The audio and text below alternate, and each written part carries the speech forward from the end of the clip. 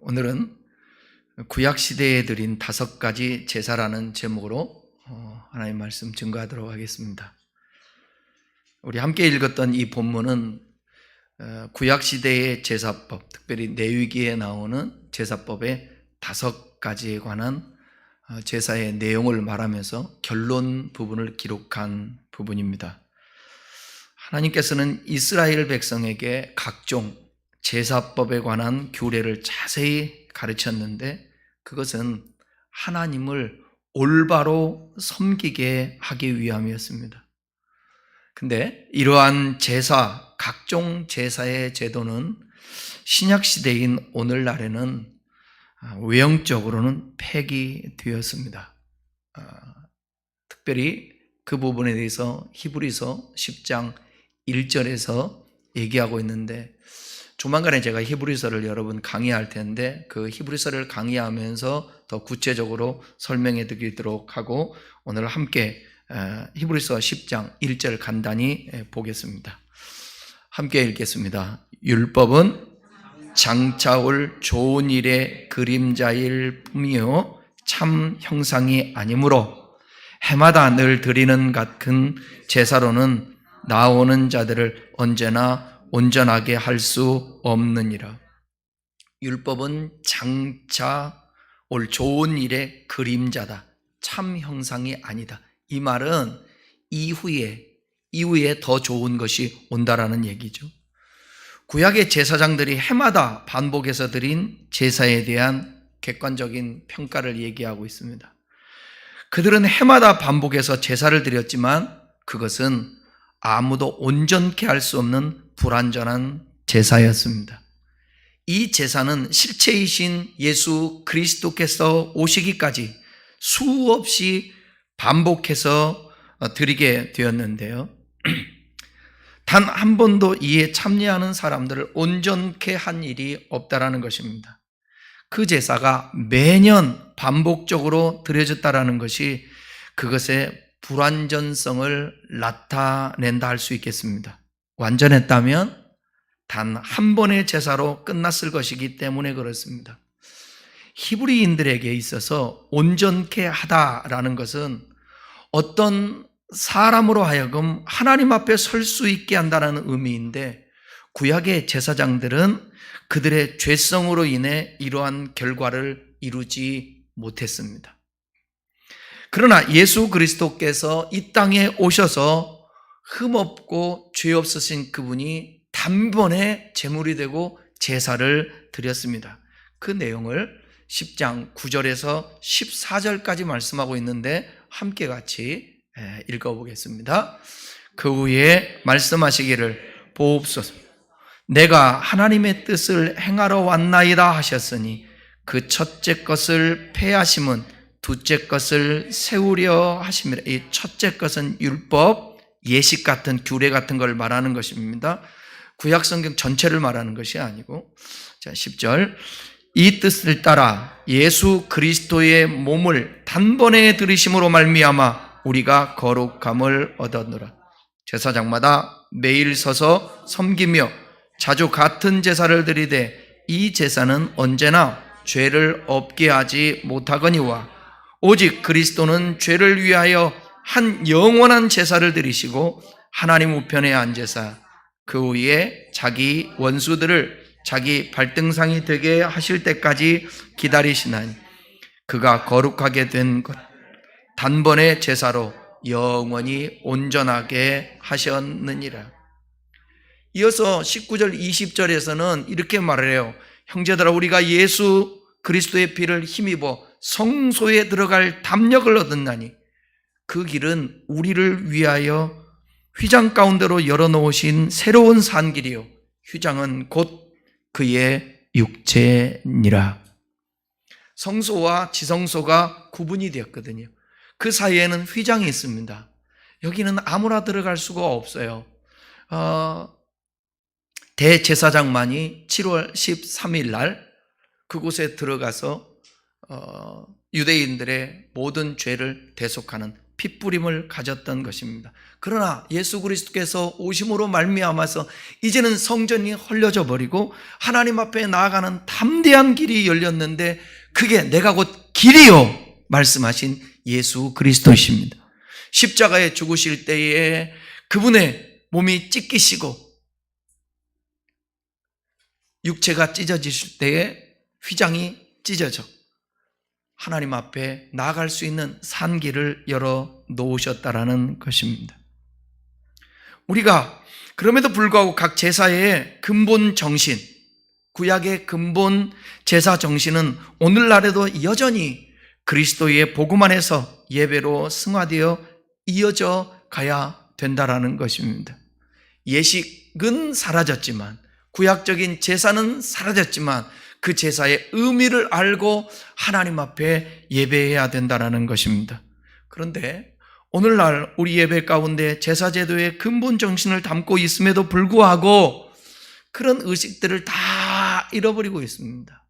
마치 이사야 시대 때에 제사는 드리는데, 절기는 지키는데, 월삭은 드리는데, 안식일은 지키는데 형식적으로만 드렸던 것처럼 거기에는 아무런 감흥도 없고 친밀함이 없고 익숙함만 있는, 여러분, 우리가 예배가 친밀함, 하나님과 친밀함이 있어야지 익숙해서 와서 찬송하고 사도신경으로 시작해서 축도로 끝나는 그런 예배만은 안 된다는 거예요.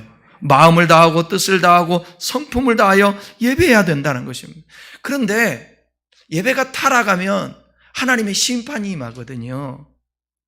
이스라엘이나 유다나 하나님을 예배하는데 형식적으로 드리고 범패스럽게 여기고 총독에게는 좋은 것들이지만 하나님 앞에는 눈먼 것, 저는 걸 드리는 거예요.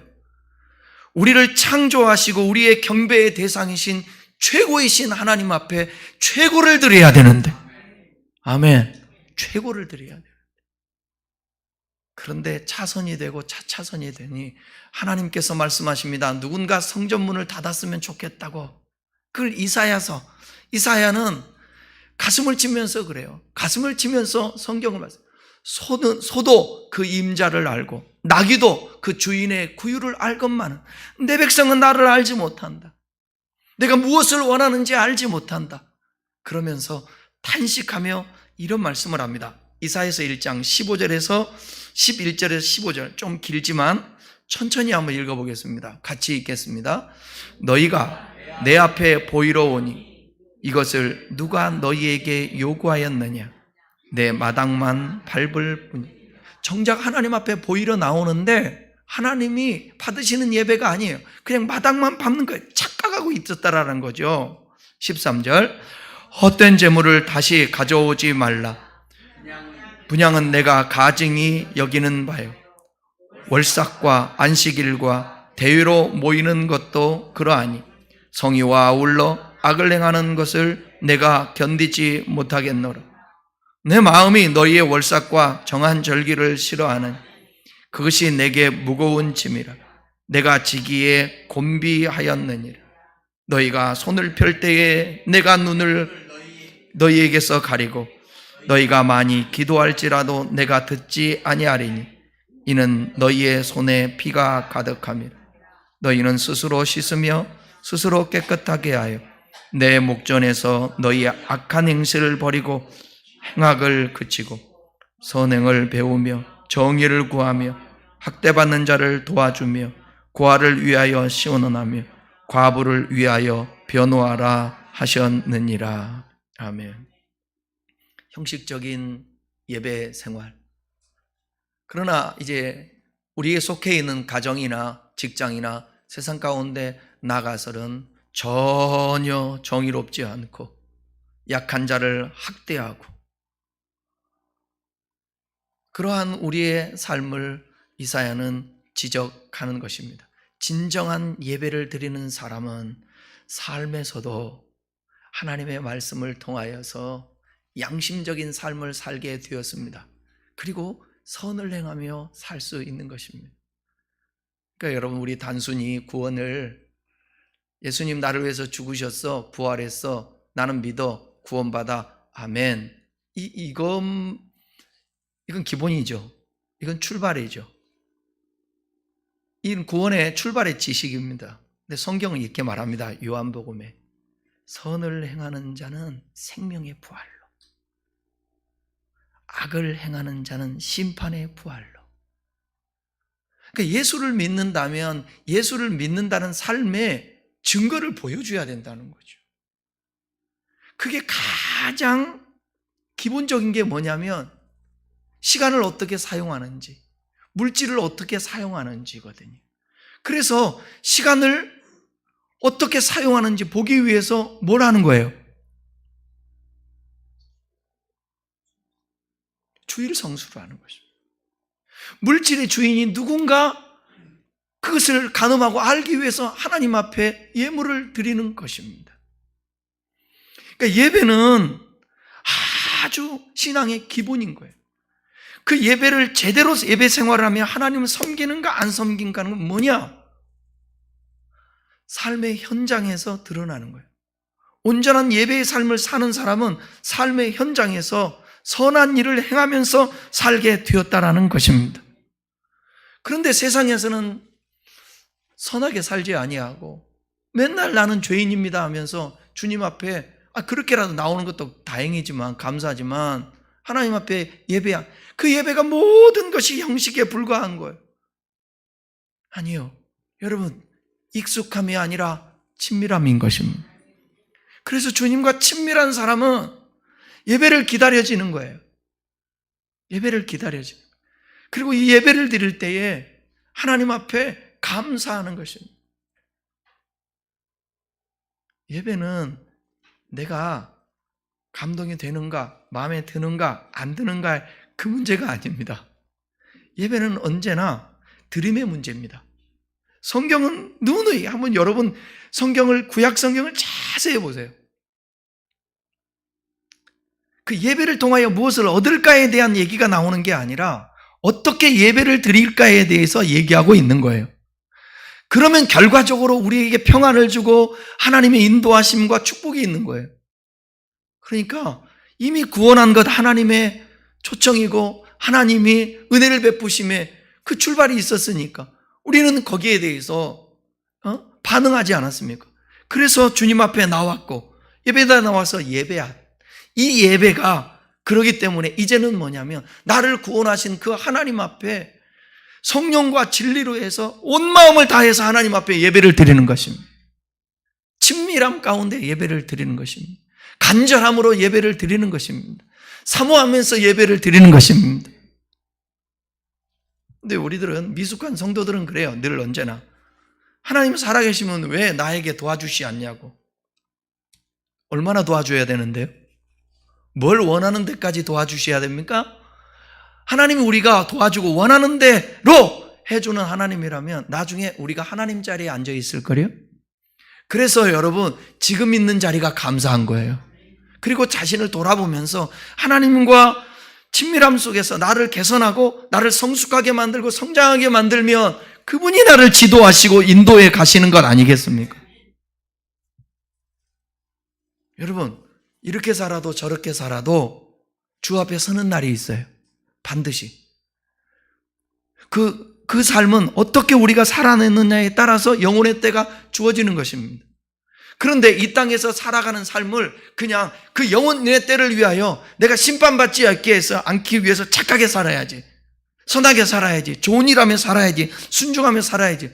얼마나 여러분 답답하고 이게 짓눌린. 아니 예수 믿는 것은 자유가 있는 것인데 또 다른 얼검에는 정죄함이 있는 거 아니겠어요? 오늘날 그래서 예수 믿는 사람들이 자유함이 없고 오히려 교회 자유하러 왔다가 교회 와서 더 정죄받고 사는 사람들이 많아요. 우리는 무엇을 얻기 위해서 그런 것이 아니라 이미 얻은 것에 대한 반응 태도인 거예요. 그래서 죽어서만 가는 하나님 나라가 아니에요.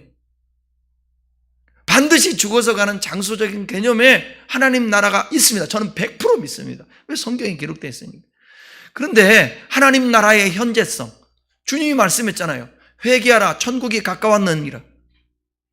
회개하고 복음을 믿으라. 하나님의 나라가 임한다. 임한대잖아. 우리가 살아가는 삶의 매일매일의 삶 속에 순간순간에 가정생활이든 직장생활이든 학교생활이든 모든 일에 그곳에 하나님의 통치, 하나님의 함께 하심이 있으면 거기에 의미가 있잖아요. 여러분, 고난당하는 사람들은 다 의미가 없는 것 같죠? 장애우들 의미가 없고 암에 걸리고 병들어서 죽어가는 사람 아무 의미가 없다고 생각하십니까? 아니에요. 그렇지 않아요. 건강하면서 불평하고 원망하며 살면서 늘 인상 쓰고 사는 사람이 있는가 하면 병들어서 죽게 생겼는데도 불구하고 마음의 평안을 누리고 기뻐하며 감사하며 그것을 수용하고 받아들이는 사람이 있어요. 우리의 삶은 이겨냄과 수용함입니다. 이겨냄과 수용함. 어쩔 때는 이겨내야 돼요. 어쩔 때는 받아들이고 수용해야 돼요. 병들었을 때 이것을 이겨내야 된다고. 근데 어쩔 때는 수용하고 받아들여야 돼요. 이것은 주님의 친밀한 가운데 살아갈 때에 가능한 것입니다. 사랑하는 교회 여러분, 예배는 정말 중요한 거예요. 이 백성은 내가 나를 위하여 지었나니 나의 찬송을 부르게 하려 하심이라. 그 찬송은 예배인 거예요. 예배는 서비스예요. 하나님 앞에 서비스하는. 여러분, 서비스는 상대방에게 기쁨을 줘야 돼요. 감격을 줘야 되고, 그죠? 감격을 줘야 된다. 제가 며칠 전에도 집사람하고 제 이 반지를 집에 있는 테이블에다 놓고 하면서 얘기를 했는데 이게 굴러가 떨어지기도 하고 제가 잘 잊어버리기도 해요. 하나는 강원도에 우리 잘 같이 갔던 수련회 갔던 아이파크에서 얇은 닝 반지를 한번 잊어버린 적이 있어요. 그럼 거기서 잊어버렸는데 침대에서 그거 찾아서 주면 좋잖아요. 근데 제가 유럽에 오스트리아 갔을 때에 거기 호텔에서 이걸 잊어버렸었는데 어디 있는데 나중에 제가 나올 때 보니까 그 벽에 위에다 이걸 올려놨더라고요. 서비스예요. 얼마나 제가 기뻤는지. 이 반지는 가격으로 하면 얼마 되지 않지만 의미가 있는 반지니까. 서비스라는 건 그런 거예요. 여러분, 식당에 갔는데 내가 돈을 내고 먹잖아요. 밥을 먹는데 서비스 엉망이면 다시는 가지 않습니다. 서비스는 뭐냐? 예의를 갖추고 가서 상대방을 기쁘게 하고 상대방을 편안하게 하고 상대방을 웃게 하는 것입니다. 이게 서비스입니다. 예배는 서비스예요. 하나님 앞에 드려지는 것입니다. 예배 보러 옵니까? 예배 드리러 오죠. 예배 보러 오는 게 아니라 뭐 관람입니까? 예배가? 아니잖아요. 예배 우리가 드리러 온다. 하나님 앞에. 그렇다면 서비스의 마음을 가지고 나올 때. 그러면 어제부터 준비가 있어야 되는 거예요. 이따가 말씀드릴 때도 나올 수 있는데 오늘 다 말씀드리지 못하면 이어서 다음 주도 안 되면 그 다음 주에 이어서 이 5대 제사에 대해서 함께 살펴보겠는데 준비함이 있어야 되죠.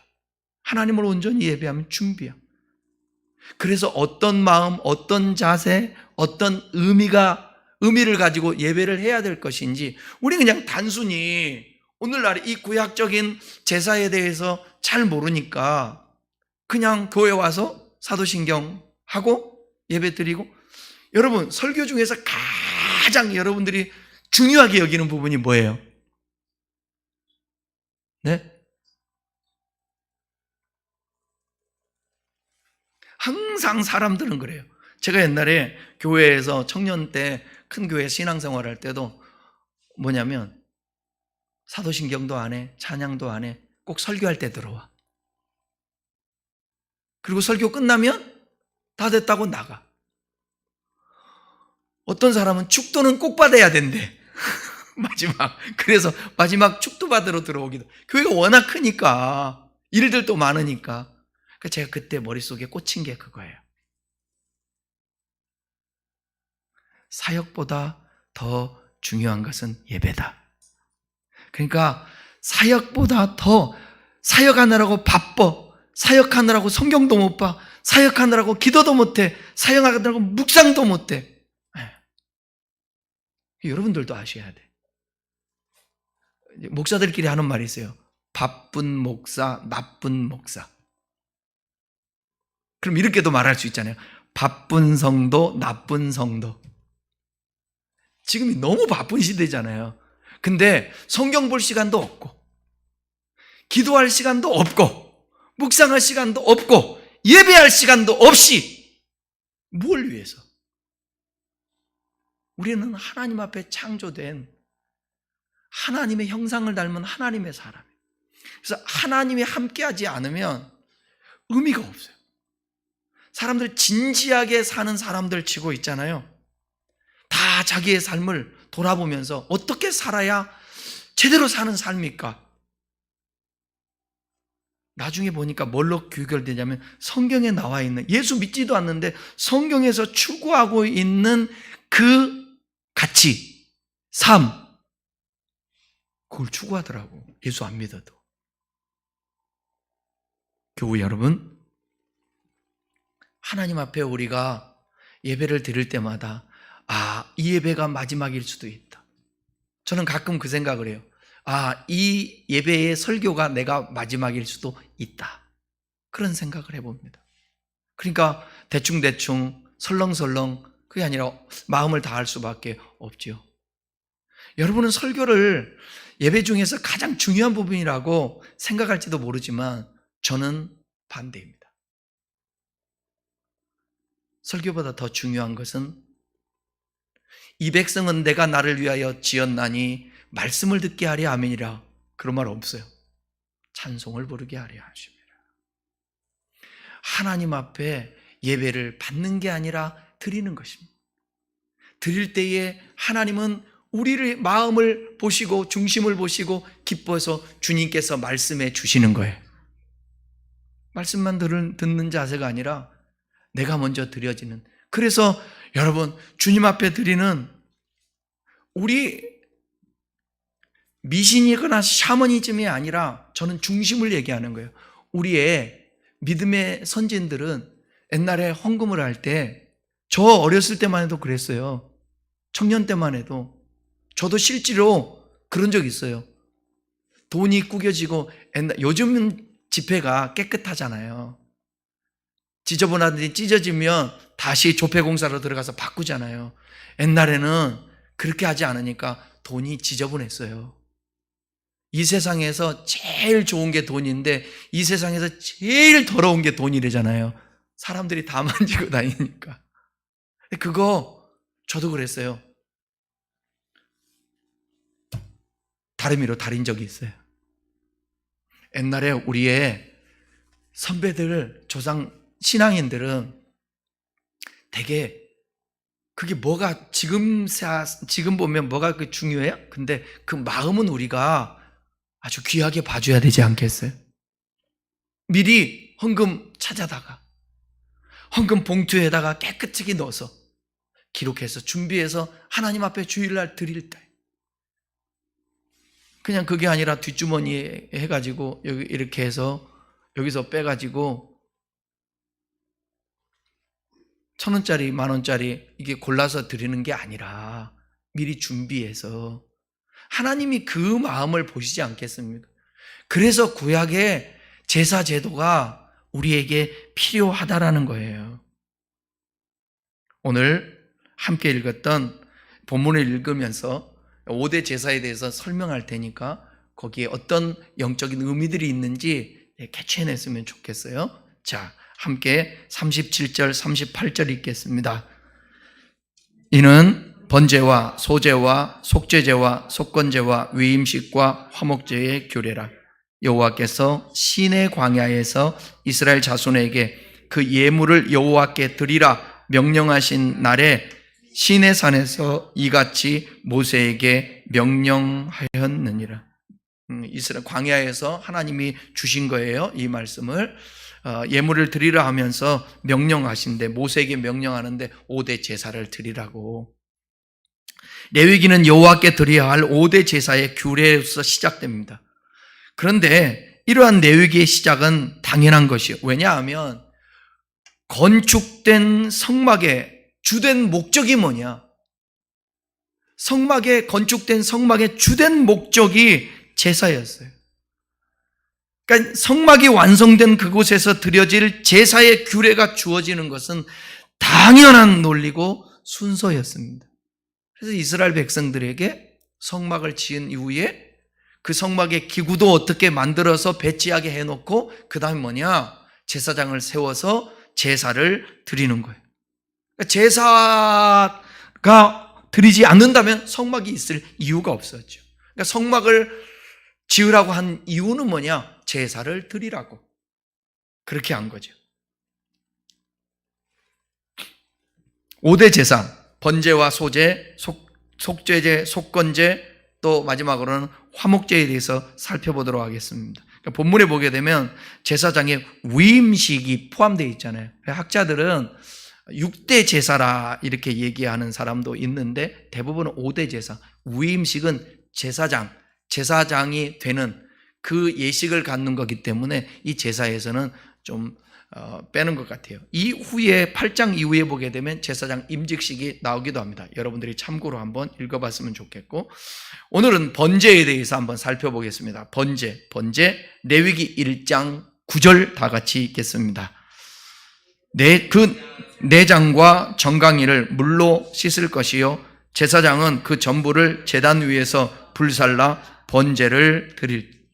이는 화제라 여호와께 향기로운 냄새니라. 번제, 화제, 불로 태워서 드린다 해서 번제를 화제라고도 얘기합니다. 번제를 뜻하는 히브리어 올라라는 단어인데, 올라는 올라가다. 우리나라 말로 히브리어 올라가 우리나라 말로는 올라가다, 실어 올리다, 높이다라는 뜻을 아라에서 파생된 것인데, 위로 드려지는 제사, 위로 올라가는 제사를 뜻합니다. 이러한 단어의 의미는 불에 태워진 희생제물의 향기가 하나님께 상달된다라는 의미를 포함하고 있습니다. 번제에 사용된 제물은 수송아지, 수양, 수염소 혹은 비둘기. 이 모든 제물은 반드시 중요한 게 뭐냐? 어쩔 때는 여러분 수송아지도 괜찮고 수양도 수염소도, 가난한 사람은 뭐 드릴 게 없으니까 비둘기도 드릴 수 있어요. 그런데 제일 중요한 건 뭐냐면 흠없고 일련된 수컷. 근데 비둘기에 대해서는 수컷이나 암컷 중 어느 것도 드리라 그런 특별한 지시는 없습니다. 어떤 거 드려도 괜찮다는 거죠. 그러니까 참 감사하죠. 예수 믿는데 이런 얘기하죠. 에이, 그건 교회의 잘못 같아요. 에이, 돈 있어야 예수 믿어. 이 말이 어떻게 그렇게 됐을까? 교회에서 돈만 밝히고 맨날 헌금이나 하라고 그러고 그럴 수밖에. 아니 생각해 보세요. 10억짜리 20억짜리 예배당 지으면 이자가 한 달에 400, 800 나가는데 10억만 해도요 500 나가요. 500 요즘. 근데 요즘 건물 하나에 얼마나 비쌉니까? 예? 이게 형님뻘 되는 목사님도 예배당 12억짜리인가? 그런데 대출이 한 8, 9억 돼요. 이자를 못 내는 게 아니라 이자가 너무 많은 거예요. 너무 힘들어지는 거죠. 그래도 성도들에게 부담 안 주려고 대출을 받으면서 또 대출 받고 그래서 견디고 있는데, 생각해 보세요. 한 달에 500, 한 달에 1,000만 원 이자 내야 되는데 돈이 없고 교회 매매된든지 팔리든지 문 닫게 생겼으니까 헌금 내라고 그래야 되겠죠. 헌금하라. 우리 성도들은 걱정하지 마세요. 여러분들한테 막 쥐어짜서 예배당 지을 일 없으니까.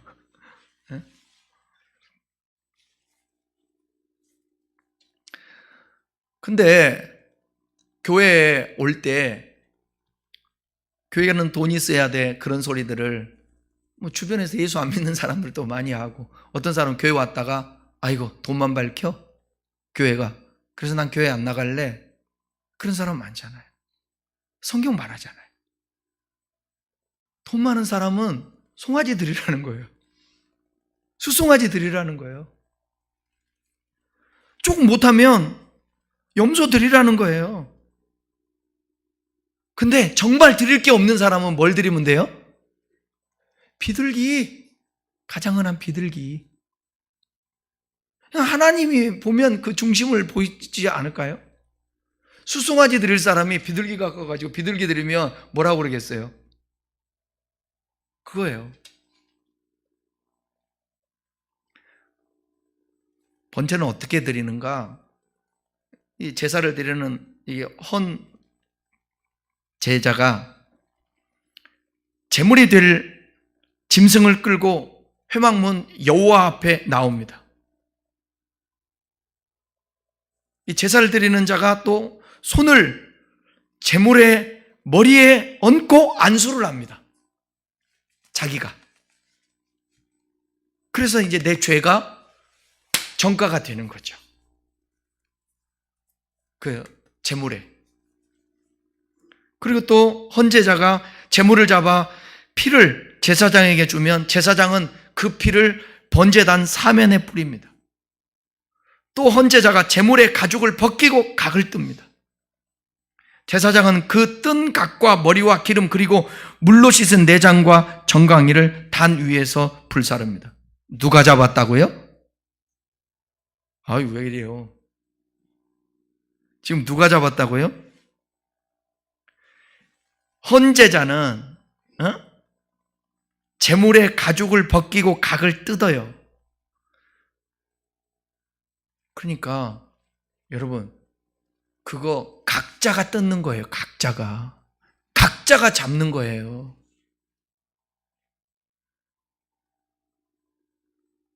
오늘날 예수님의 죽음이 별 우리에게 느낌이라든지 아픔도 없고 나를 왜 죽었네? 그거 아니잖아요. 대신 누구가 죽는다라는 거는 그거 엄청난 거잖아요. 근데 다른 말은 내가 정치적인 발언은 안 하지만 최상병만큼 얘기만큼은 해야 돼요. 우리 아들이에요. 에? 우리 애들 군대 가는 애들이 있잖아요. 근데 수색 나갔다가 죽었어요. 물에 빠져서. 그 부모님들은 어떻게 해요?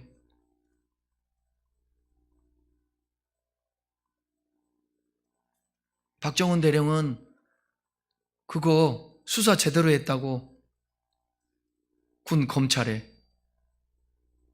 왔다 갔다. 국방부 장관은 호주로 가버리고. 이건 아니라고 봐요. 대신이라는 게 얼마나 큰데. 우리가 길거리 가는 군인들 보기만 해도 여러분, 사줘야 돼. 아가 뭐예요? 아이스 아메리카노. 길 가는 애들. 우리 집사람은, 박사모는 애들 분식점에 가서 애들 있잖아요. 애들 뭘 막 미끄적거리고 있으면 떡볶이도 사주고 뭐도 사주고 그런데.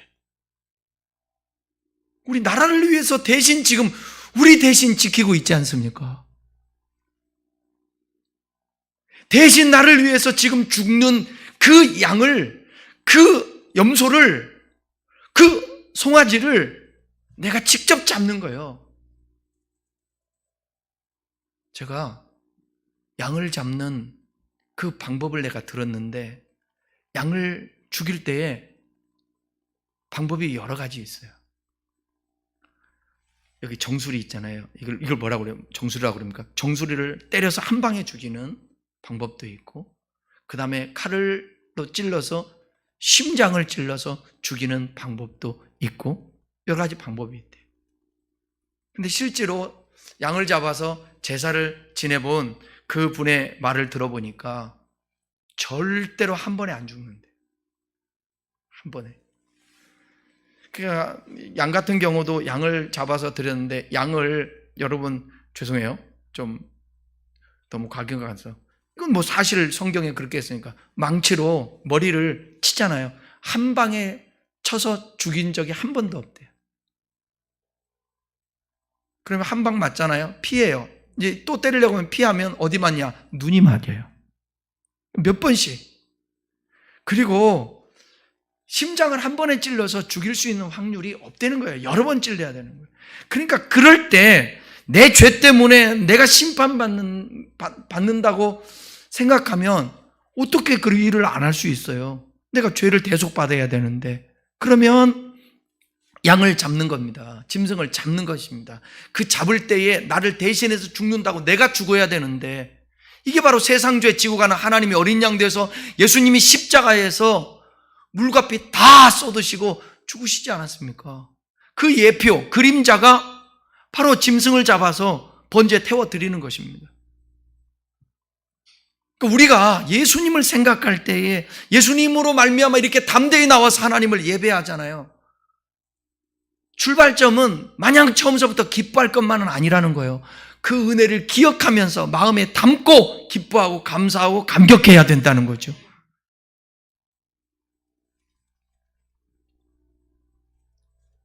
이러한 방법은 양과 염소의 경우 마찬가지로 비둘기 경우는 달라서 제사장 혼자서 머리를 비틀어 끊고 단 위에 불사르고 피는 단 곁에 흘리고 멱통과 창자 등은 재버리는 곳에 버리고 몸은 쪼개어서 단 위에 불살랐습니다.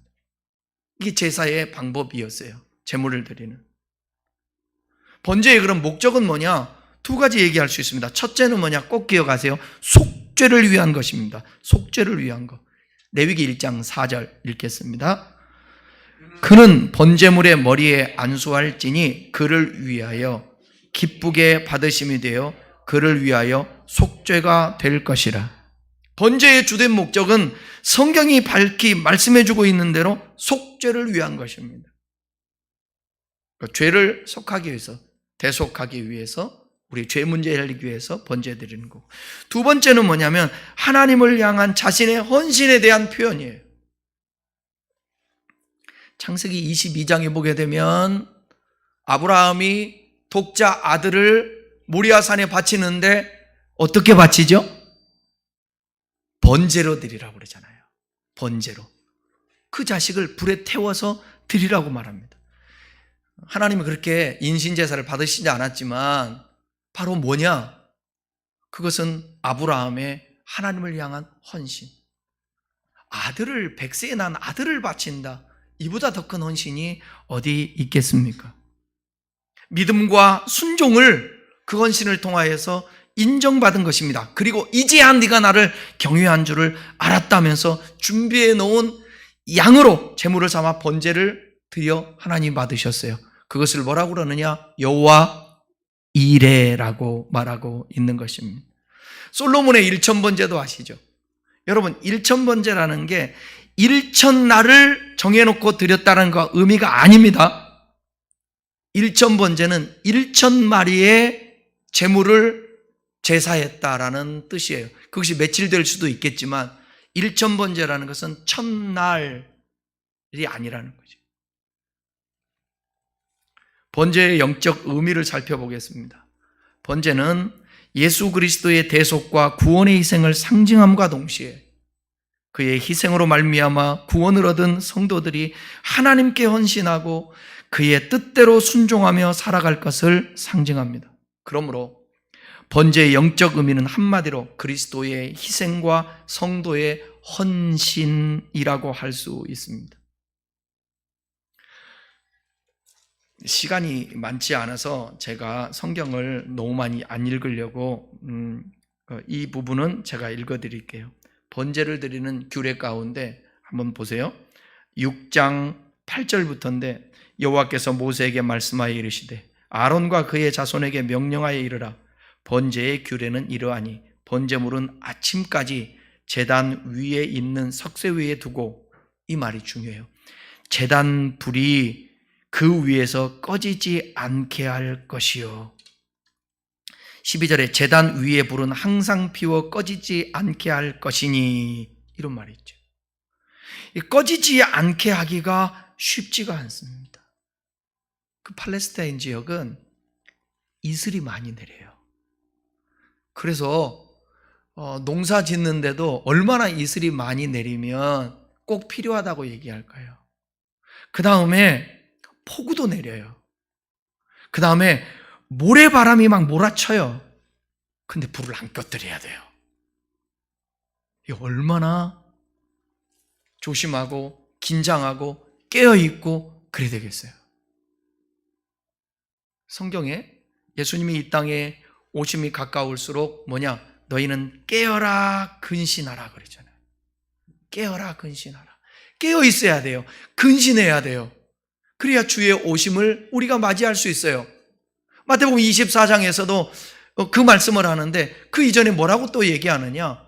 노아의 때와 같이 먹고 마시고 시집가고 장가가고, 시집가고 장가가는 게 뭐가 요즘 더 시집가고 장가가야지. 그 뭐냐면 삶에 육신의 소욕과 세상적인 것에만 집중하고 산다는 거예요. 깨어있지도 않고. 그러니까 노아의 때 뭡니까? 죄가 관영한데 생각하고 마음 먹고 계획하는 게 악할 뿐이다 그랬잖아요. 우리는 깨어있어야 돼요. 근신해야 돼요. 그래야 주님 오심을 맞이할 수 있게 되는 것입니다. 제단불이 꺼지지 않게 하라. 이거 알레고리칼 우화적인 해석인데 옛날에 저 설교 들을 때 그런 설교 들었어요. 제단불이 꺼지지 않게 하라. 무슨 얘기냐? 예배를 멈추지 말아라. 항상 하나님 전에 나와 예배 드리는 자가 되어라. 예배가 멈추면 신앙이 죽는다. 좀 그렇게 배웠어요.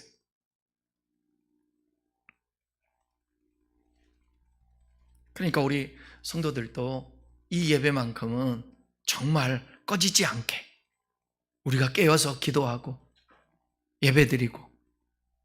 그러니까 제가 교회에 거의 매일 내가 출근하려고 하는 이유가 바로 그거예요. 그냥 들렸다 가기만 해도 와서 그래서 하나님 전 둘러보고, 성전은 아니지만 함께 우리가 모이는 공동체니까 또 기도도 하고 그러는 거예요. 우리 교우 여러분, 여러분의 가슴에 식어지지 않기를 바랍니다. 늘 뜨겁게. 제단에 저도 마찬가지고 여러분도 마찬가지고 여러분의 삶 속에 제단의 불이 꺼지지 않도록 헌신의 그 역사가 있기를 바랍니다.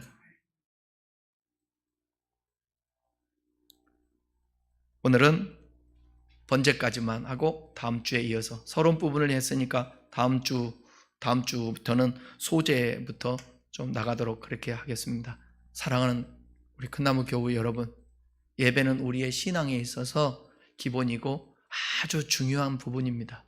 그 예배드리는 여러분의 마음의 태도가 이 5대 제사를 통하여서 조금 더 진중해지고 조금 더 하나님 앞에 간절해지기를 바랍니다.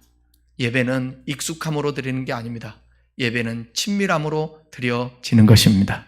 다 같이 기도하겠습니다.